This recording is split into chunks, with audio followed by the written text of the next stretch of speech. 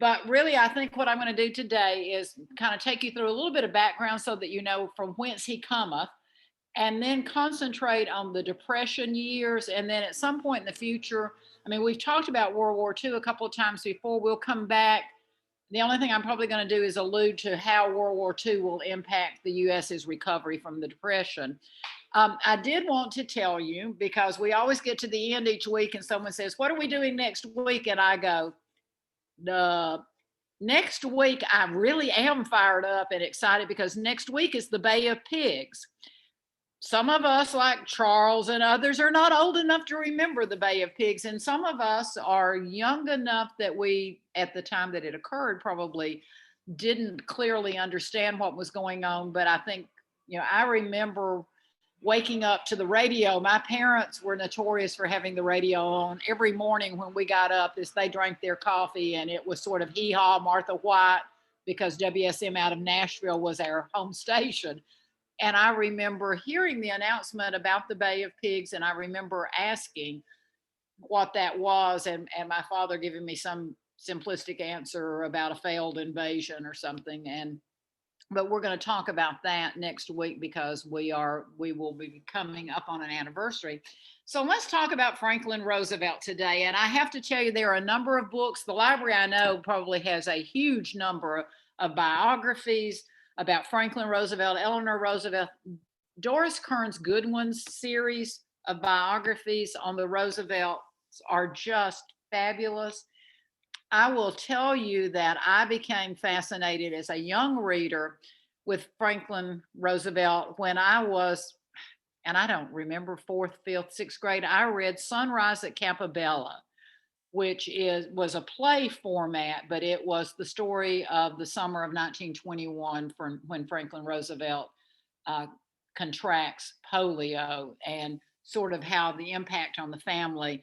I mean, there are a number of just absolutely wonderful books out there. I feel like sometimes I've bought half of them. And, the Roosevelts are fairly secure financially because Linda keeps buying books.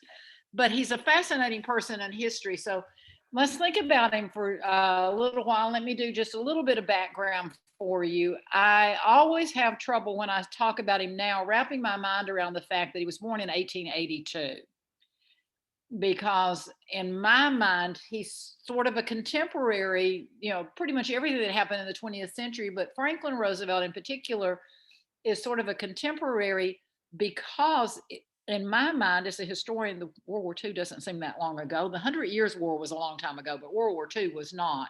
So he's born in 1882. He's an only child. I think that probably has something to do with his precociousness. Born to James and Sarah Delano Roosevelt, and I think most people have the impression that Franklin Roosevelt grew up in an incredibly wealthy family. He did not. He grew up in a family that certainly had a dynastic legacy, but they didn't have a lot of money. Theodore's family, which was his distant cousin, Eleanor Roosevelt's family, her father had squandered much of their money, but they were much more the moneyed end of the Roosevelt family. The family did send him to Groton when he was only 14. He attends Harvard. Um, Interestingly, in one of the notes talking about him as a student at Harvard, it said that he was much more interested in writing articles for the newspaper than he was writing papers for his classes. I sort of understand that. He had a bit of a hero worship of his cousin Theodore. And of course, Theodore Roosevelt was a Republican.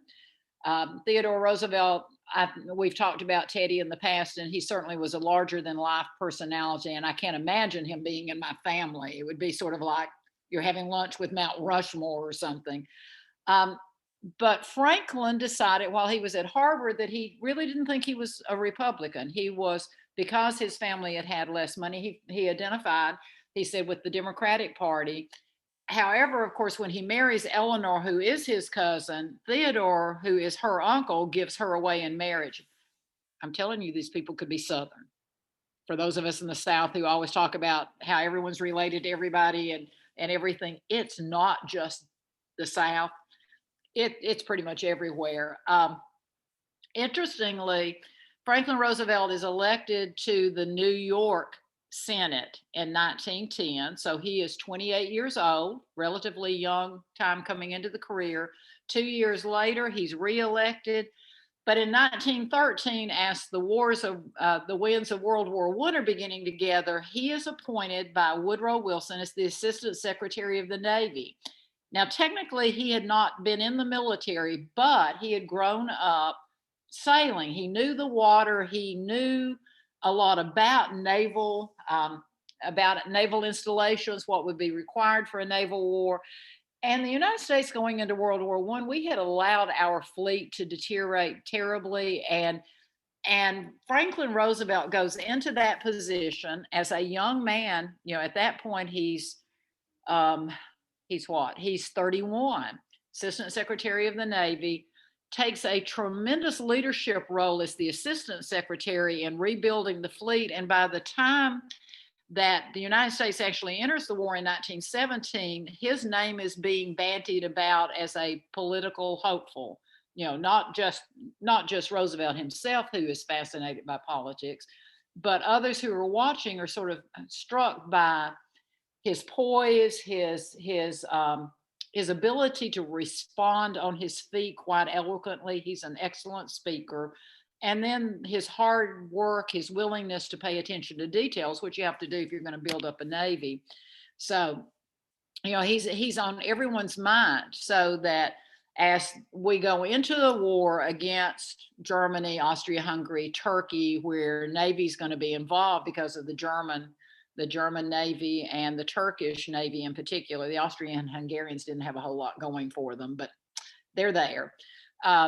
He gains a lot of attention. 1920, he ends up on the Democratic ticket for president as vice presidential candidate. He's with James Cox, and you may never have heard of James Cox because, of course, they don't win.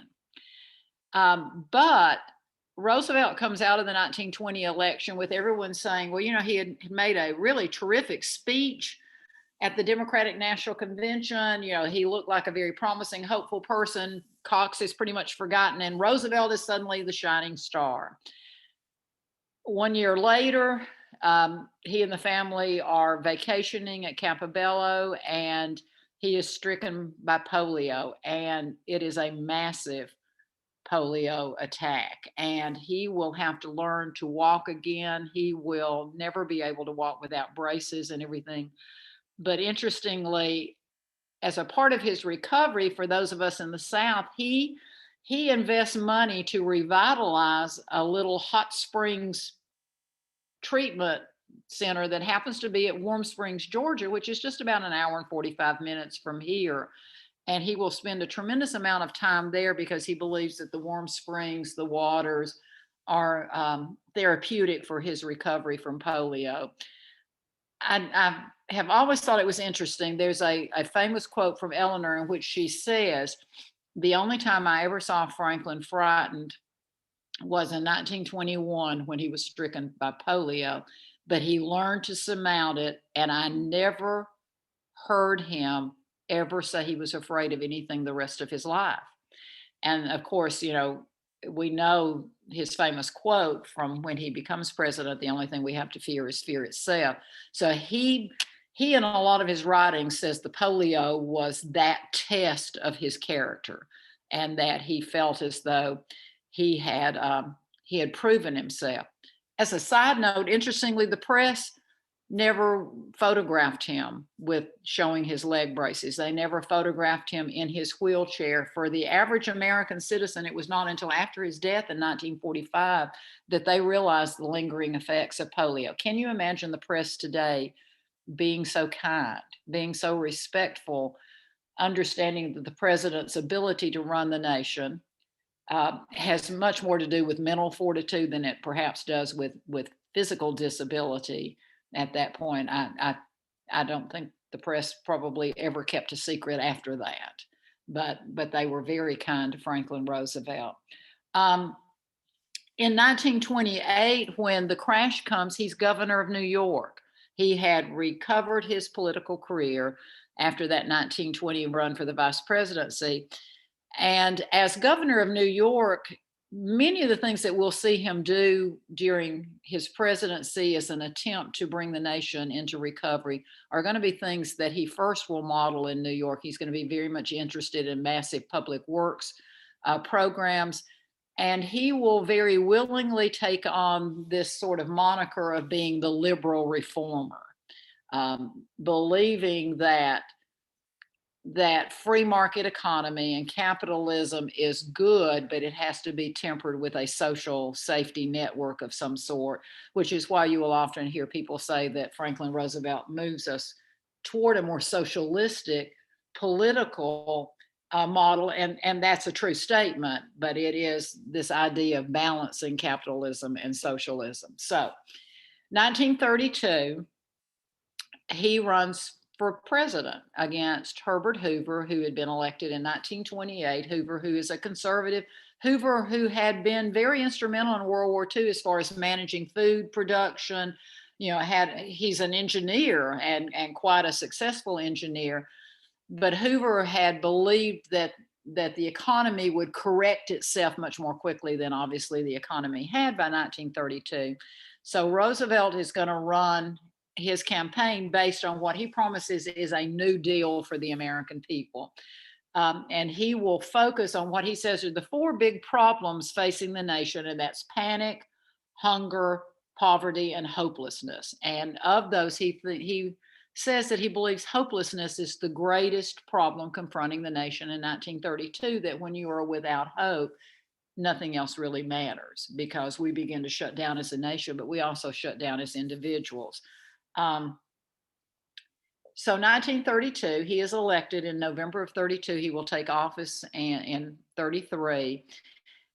And you sort of have to remember what the United States looked like in 1932 and 1933, because we've changed so much. The United States in 1933 is still 80% agrarian. And that's important to remember, because certainly today the economy has flipped and we are much more industrialized, service industry oriented, less agricultural. But in 1933, we're 80% agricultural.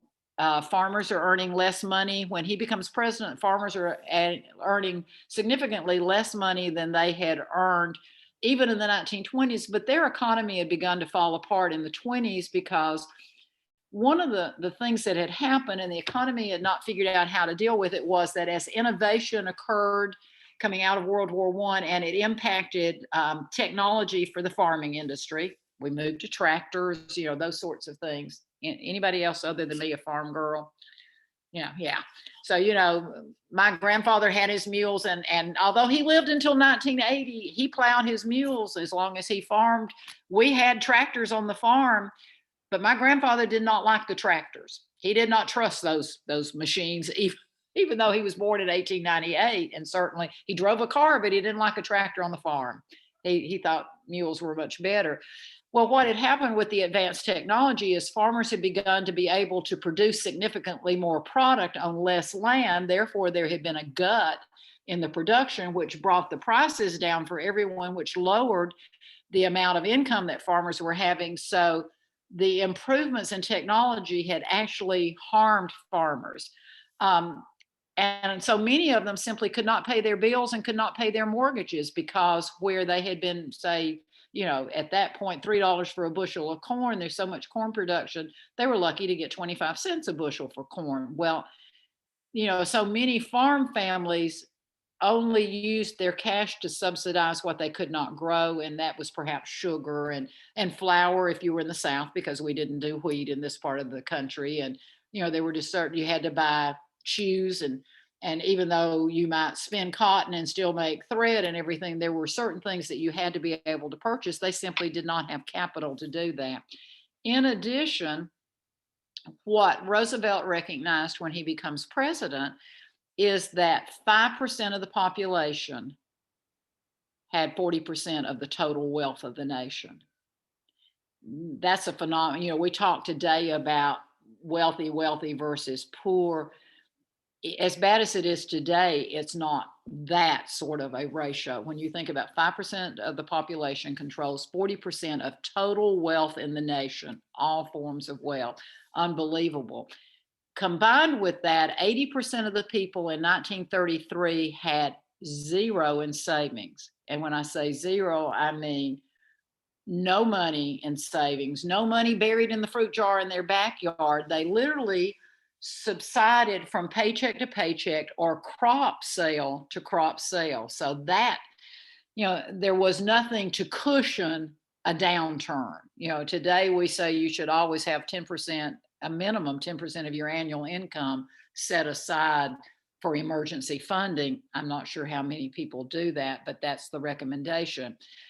The other problem was that because of what had happened in 1928, 1929, the Depression began first in Europe. It will then ripple across the United States. It begins in Germany, and I think probably all of you read the stories about the Germans having wheelbarrows of paper notes that the economy inflated so quickly there, they would print a different color of denomination on top of the old money so that you might have 5 or 6 different colors. And people lost their entire life savings. In one period in 1923, the cost of a loaf of bread went from what in that time period would have been the equivalent of 1 Deutschmark to 1,000,000,000,000 Deutschmarks, so that you lost everything that you had ever worked for your entire life suddenly was meaningless if you had it in cash money, paper money, not in gold or silver, which will impact a lot of things. 5,000 banks closed in 1932 and 1933. You think about it, 25% of the population in 1933 is unemployed. The population in 1933 is roughly 120 million people. So think about that. 1/4 of that, which is 30 million people, is unemployed. So if in today's standards, if we assume we have 330 million people as our population, we're talking about an excess of 75 million people being unemployed as a percentage of the total population. So how do we summarize how bad the Depression was? It really stunk. I mean, it was bad. And Roosevelt's right, things are hopeless. So he is elected. Stop me at some point and yell at me and ask a question, because I will get on a roll. He is elected, and in the period between when he is elected and when he comes into office, he has met with his advisors and he has formulated what he's going to call the 100 days. And in that first 100 days, which will be March to June of 1933, when he comes into office, he has 3 major goals. 1, he wants to stabilize the financial system. 2, he wants to provide relief and jobs to those who are struggling. And then 3, he's got to figure out how to rebuild the economy. And I will tell you, as a historian, nothing is as a big a threat to political leadership as is an economic collapse. I mean, we expect the president working in conjunction with Congress to restore the economy, but that's not, if we want to pass a new piece of legislation that gets the coronavirus vaccine out, that's you can work your way sort of through a PERT chart and figure out how that's going to happen. To stabilize the financial system, provide relief and jobs for everyone who's unemployed, and then to create a new financial, to stabilize the economy, that's an unbelievable undertaking. So let's talk about some of the things that he does in that first 100 days. And I mean, they had sat down at the drawing board and said, if we could do anything that we wanted to do, let's do it. And then we'll figure out how to pay for it later. That's always the catcher. How are you going to pay for all of this in a period when the economy is absolutely shut down? Well, we'll figure it out. So the first thing he knew he needed to do is he had to stabilize the financial system. That's goal number 1. How many of you have seen It's a Wonderful Life? Anybody else love George Bailey other than just me, making his great speech about, saving the savings and loan and all of that? Well, the very, very first thing that Roosevelt does in taking office on March the 6th, he declares a bank holiday. And he does that. He shuts all the banks down. He says, we're going to have a holiday. We've got to end the run on people going to the banks and taking their money out, because the average person didn't understand that everything they had put in the bank wasn't there in the bank. that the bank made its money by reinvesting, by loaning to people, and George Bailey and It's a Wonderful Life makes that wonderful statement about how much do you really need? Your money is in Joe's house, and Joe's money is in Carl the taxi driver's taxi. And he's trying to explain banking economics. Well, Roosevelt shuts the banks down, and he calls Congress into emergency session the very next day. And he basically says we've got to have new banking governance.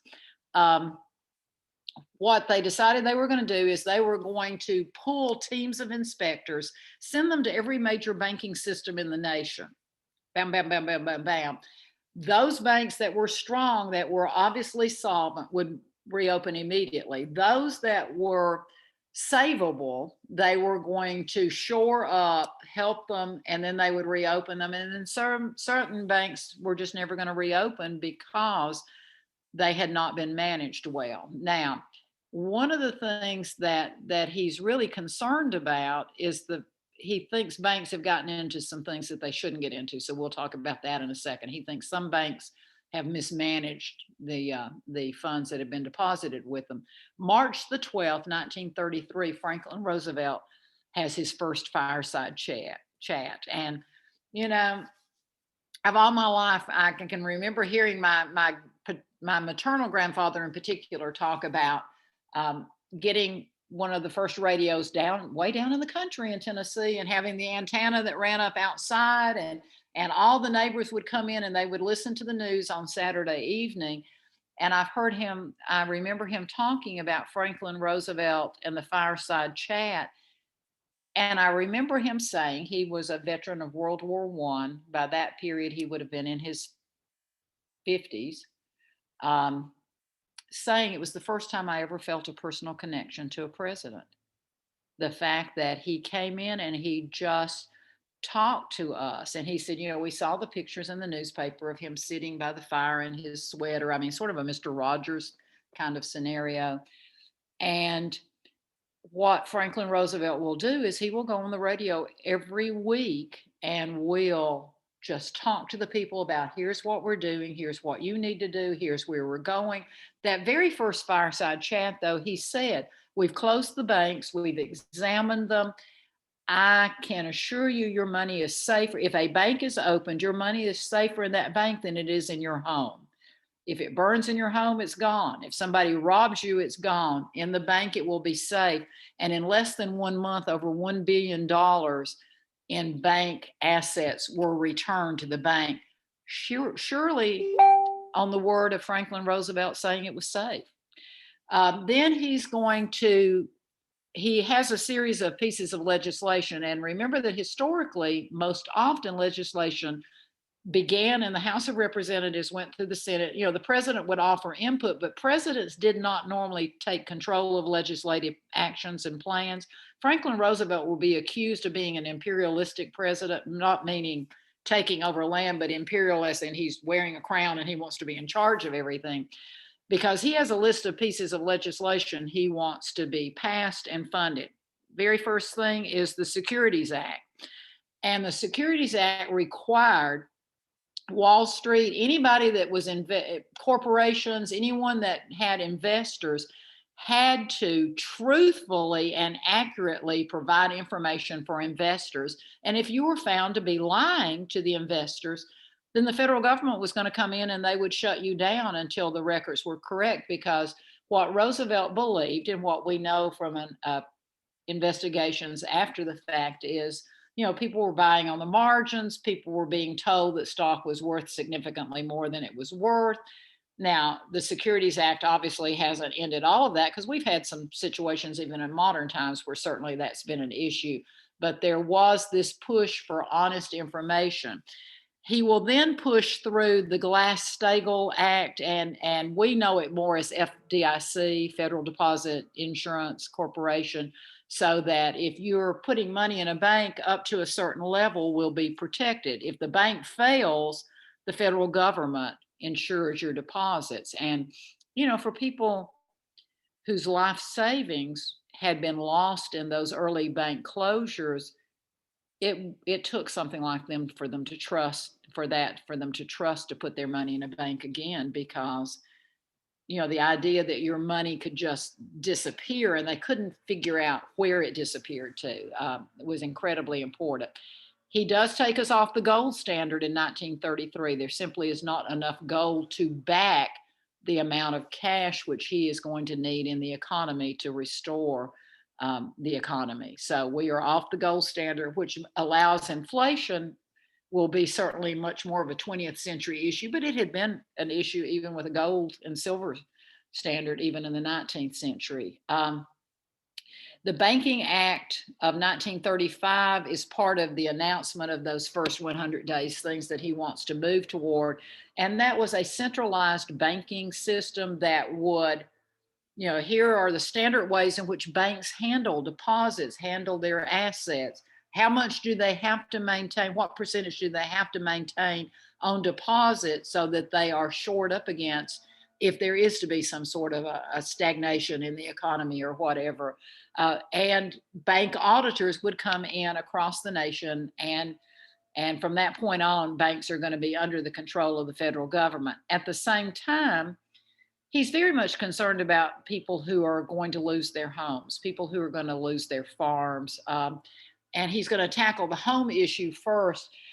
Most people, I think, don't realize that Fannie Mae and FHA both are 100-day programs coming out of the New Deal. And those were low mortgage, no, very low interest, or in some cases, almost no interest repayment plans so that people could get into their homes, could save their homes. One of the things that Roosevelt and his advisors will say is that nothing is more important to the stability of a family than having a home. It's the same sort of thing that you hear with Habitat for Humanity. I think people think that Habitat gives homes away. Not at all. Habitat does the mortgage of the cost of the home, 0 interest, 30 years, because all the research shows grades for students in school, grades improve with the stability of a home. The idea, next generation home ownership is first generation, next generation, that is an impetus to future home ownership, to college attendance, all those sorts of things. And Roosevelt's very much aware of that. In doing that, taking over the banking industry, Fannie Mae and FHA and all those sorts of things, what you're going to find is that the economic power will move from Wall Street to Washington, D.C. And for much of the 20th century, there will be sort of a seesaw balance of power, but Wall Street will never again be unregulated. It will always have the specter of government looking over its shoulder. Now, the second thing he wanted to do was to provide relief in jobs. And for many people, that was the nearest and dearest to home, because if you can't feed your children, those of us that are parents, nothing is more frightening and alarming than not being able to provide for your children, to provide safety, to provide food, to provide whatever is necessary. So 1933, one of the first things that Roosevelt will get his group in Congress to push through the House, because it's a revenue bill, and then through the Senate, will be the Federal Emergency Relief Act, which is FERA. And it allows in excess of $1 billion in cash payments. Now, that's $1 billion in 1933 dollars. And that's significant to remember. That's probably closer to 40 to 45 billion in 2021 dollars. That money will be cash allocations to states based on population, so that states can turn around and can provide income for those who are unemployed. So it's, before there is unemployment compensation, there is FERA, which is basically the checks to help those who have lost their jobs. The second thing that his administration does is create the CCC. And I think a lot of us who live here in the South are, well, yeah, we love CCC because I'm an old national parks girl. And there is so much of what you see in the CCC that came out of those civilian conservation corps camps. 300,000 young men across the nation in over 1,200 camps will go to work. They'll be planting trees, they'll be building bridges, they'll clean beaches, they'll be making trails. I mean, they'll be doing all the stuff that Today, so often you go into a national park system, or you go into even a lot of our state parks, and you'll see little plaques that'll say CCC. And I always want to see them and just clap and say, oh my gosh, what a wonderful way. And what they believed with young men was that it was so much better that with younger people, and young men in particular, give them a job so that there's not as much out of frustration, unemployment. Out of that sometimes will come crime and just unrest and all those sorts of things. Let's give them a job, put them out there in the woods. How much trouble can they possibly get into? And they're beautifying America. And it was a tremendously successful program, tremendously successful. They also, Roosevelt, in that first 100 days, will create something called the Civil Works Administration, the CWA. There are all these acronyms. I used to call them the alphabet decade in our history. $16 billion will be funded for public works. And some of those will be divided up into additional programs a little bit later. But what he wanted to do was halt, and when he makes his request to Congress, he actually says this is necessary to halt starvation in the homeland. And $16 billion, put people back to work, give them hope, provide for them jobs, because one of the things which was an accurate assessment is it's not enough just to give people the money. I mean, we can certainly do that, but that's demoralizing to the human spirit. And if we can provide jobs where they are doing good work in their own community, not only then you have the money the family needs, but you also have a certain amount of pride and self-esteem that comes from working to be able to do that. And from a social standpoint in the 1930s, it was still very much a patriarchal society. And for men who were unable to provide for their families, I mean, that's why we have so many people who will commit suicide within the first year to 18 months after the economic crash. It's a horrible thing to think about, but I can't provide for my family. I've lost face. This is my alternative, not thinking that now I'm leaving them truly in a more difficult situation. Part of what he was concerned about, especially with jobs and employment, was rural America. What do you do with rural America? I mean, what do you do with farming? How do you deal with that? Very first program is called AAA, Agricultural Adjustment Act.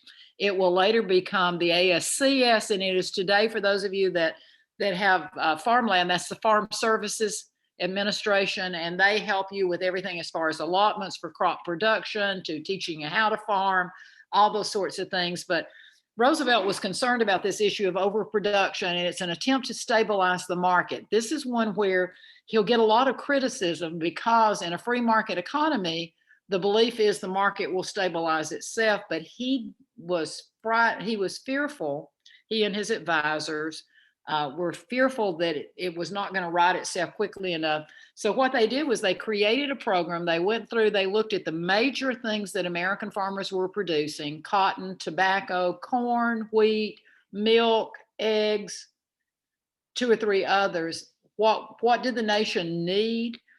And then they allocated it based on the amount of acreage you had, how much you could grow, and then you were paid to not produce more than that. You might say, but I've got 100 acres. I can grow 100 acres of tobacco. And they would say, no, your allotment is 35 acres, but then we will pay you a stipend for not producing on the rest of your land. You can use that then for pasture. Eventually, he'll create what is known today as a greenbelt program for allowing your land to lie fallow so that you rotate crops so that it encourages non-overproduction. But anyway, there was some criticism of AAA that it seemed to be helping large farmers more than it helped the small farmers. So he comes back shortly thereafter with a program that's called the Farm Credit Association, which had about $3 billion in it, giving loans to farmers to be able to save their farms. Because a lot of farmers had come back from World War I, had bought their farms, but they were paying on them on a monthly thing. Well, when you don't have cash coming in, you can't pay those mortgages, you can't pay your taxes, they're going to sell your farm. Farm Security Administration is created, and What it does is take where where there are too many farmers and not enough land, it will create farming labor camps. Everybody read Grapes of Wrath? When the Jodes go west to California, that is indeed a Farm Security Administration labor camp that they're all going to be living in. I didn't realize that in high school when I read it. I just thought they'd all sort of kind of ended up in the same place, didn't realize it was a government program. Um, he knew that one of the things that farmers, especially in the rural South, needed, probably more so than the Midwest, was rural electrification. So REA comes about in the early 30s. Yes, Kate. Yeah, we remember that. Brought electricity to millions of families across rural communities in the South, some in the Midwest, some in the Texas area, New Mexico, and Arizona, but especially in really rural communities. And for many people, it's the first time they had electricity, first time they had lights, first time they had a radio, and eventually the first time they'll have a washing machine as opposed to a wringer washing machine that did not require electricity.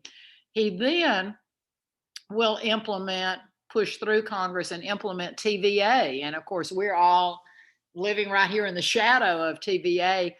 40,000 square miles of an attempt to control floods, make the rivers more navigable, and at the same time provide electricity at a very low cost to rural families in predominantly from Virginia to Mississippi, the TVA, Tennessee Valley Authority. In addition to providing all of that, he knew that TVA doing what they needed to do to electrify the South, to work with REA and electrify the South, was going to create thousands and thousands of jobs. And of course it does. The final thing that he will do, really in an attempt to help farmers, is he will create a program called soil conservation. And the soil conservation program would send people out to work with farmers. You know, how do you dig a pond and it hold water? How do you terrace your landscape so that there's no erosion? And interesting, Franklin Roosevelt in one of his journals will say, Teddy Roosevelt is known for forest conservation. I will become known as the soil conservationist. Well, most people don't know that, but that for him, he thought was one of the great things that was important to his administration, because not only do you have the poverty in rural areas, but as you may recall, in the Midwest, because we have several years of drought,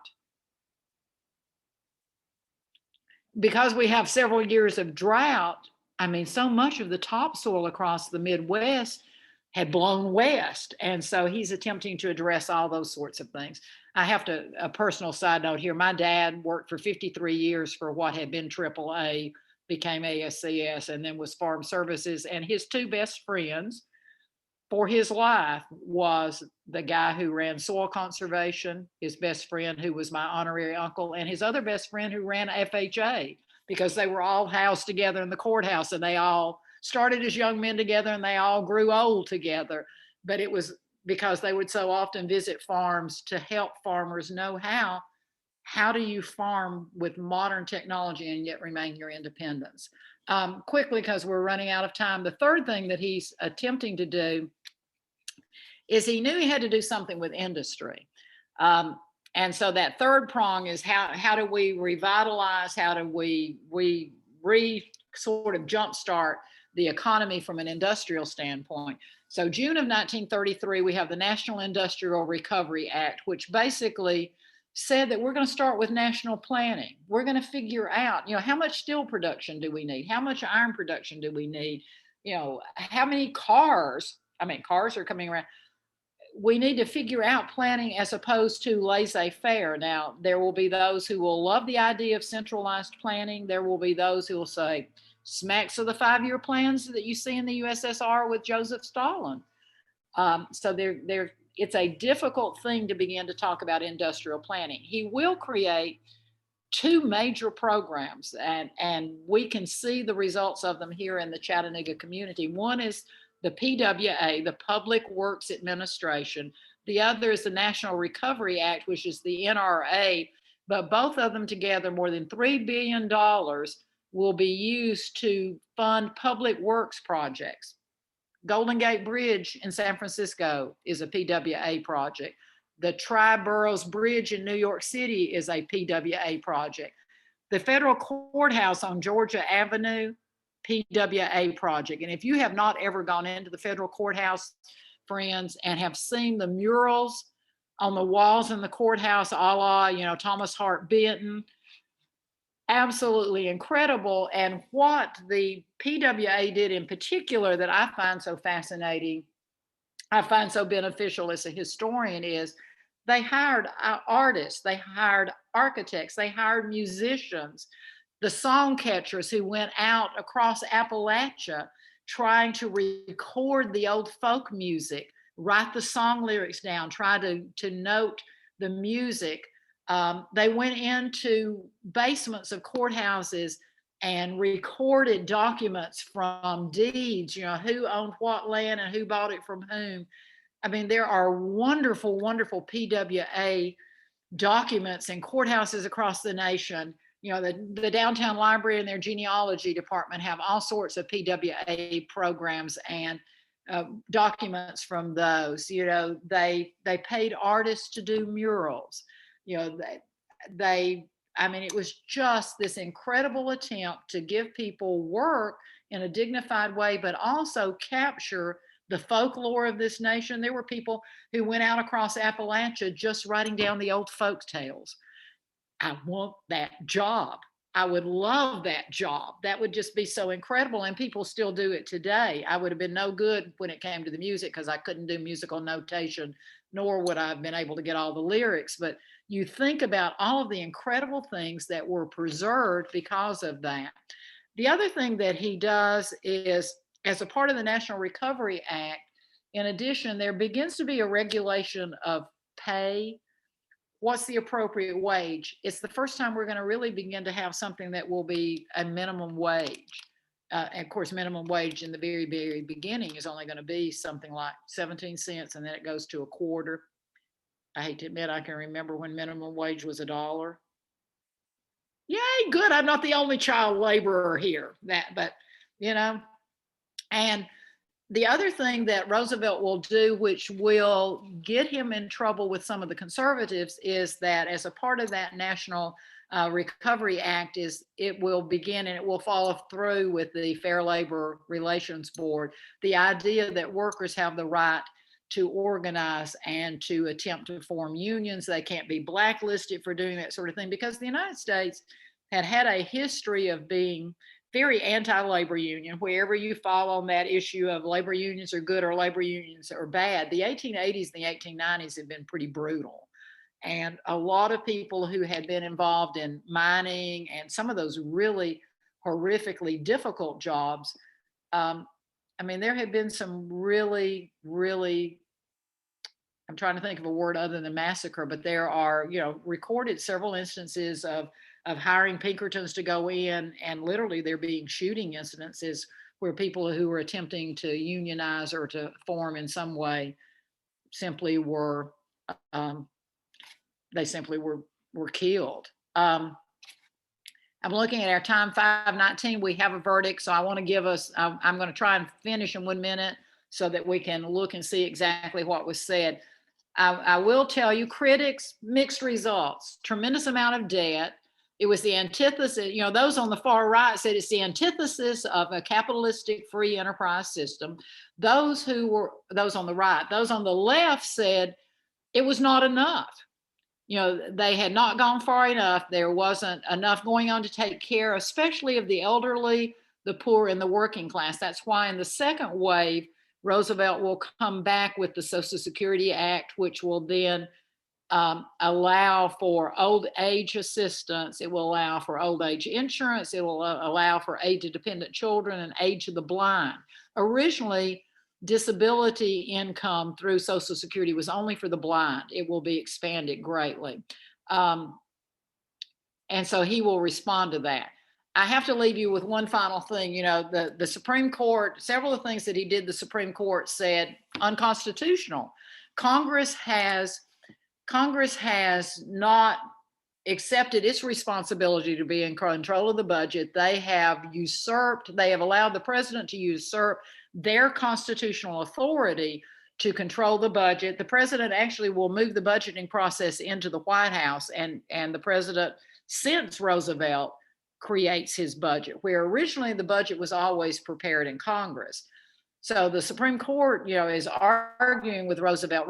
President Roosevelt will attempt to pack the Supreme Court, increase its number to 13. That may sound faintly familiar today.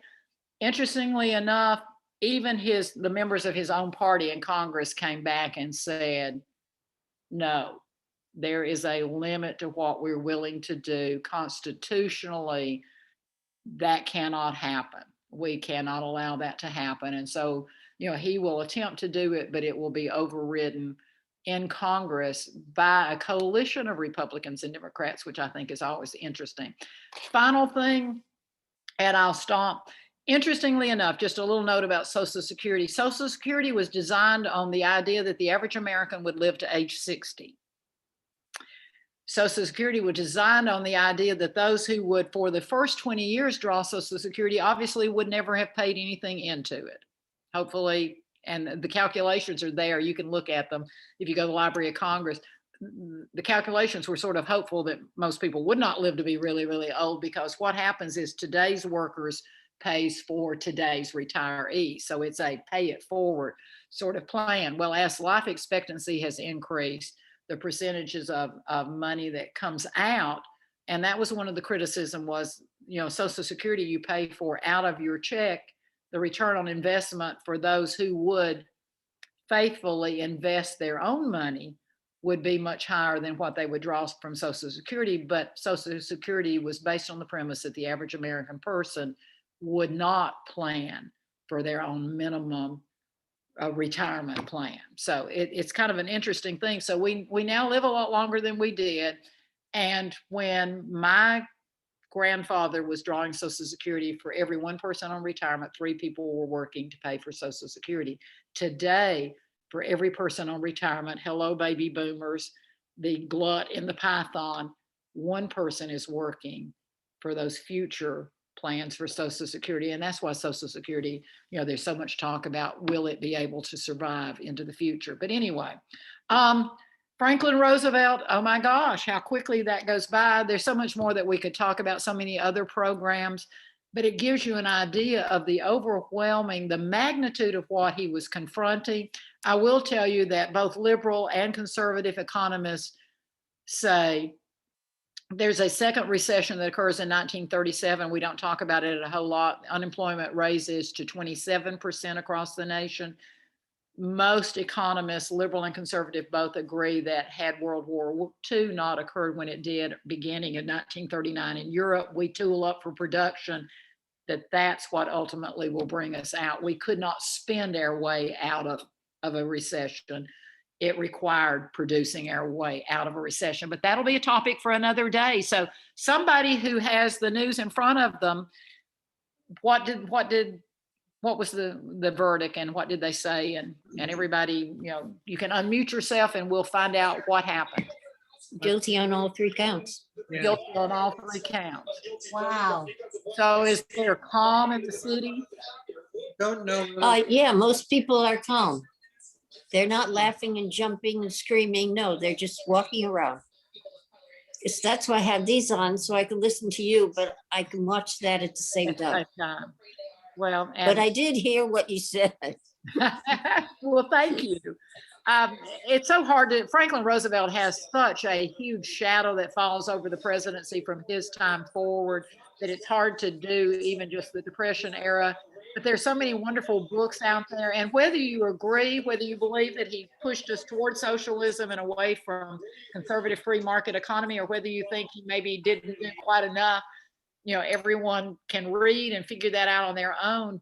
But it is interesting how much of what we enjoy today, of what we think is sort of standard in the American way of life, comes out of Roosevelt. And I think it's pretty easy to see. Lyndon Johnson goes to Congress in 1936 and becomes a Roosevelt protege. And it's so easy to see. We've talked about Johnson's Great Society program, how much of his Great Society, Medicare, Medicaid, so many of the pieces of legislation are modern day updates of things that occur during Roosevelt's 100 days and then the second 100 days. But, thank you all for being here today. And I guess Christina, Jennifer, I'll turn it back over to you all. I just have the best time. It's so much fun to be able to just talk history and talk history with people that smile and nod, who are equally as nerdy as I am, and who enjoy thinking. It's kind of hard to believe that 100 years ago this year is when Franklin Roosevelt was stricken with polio.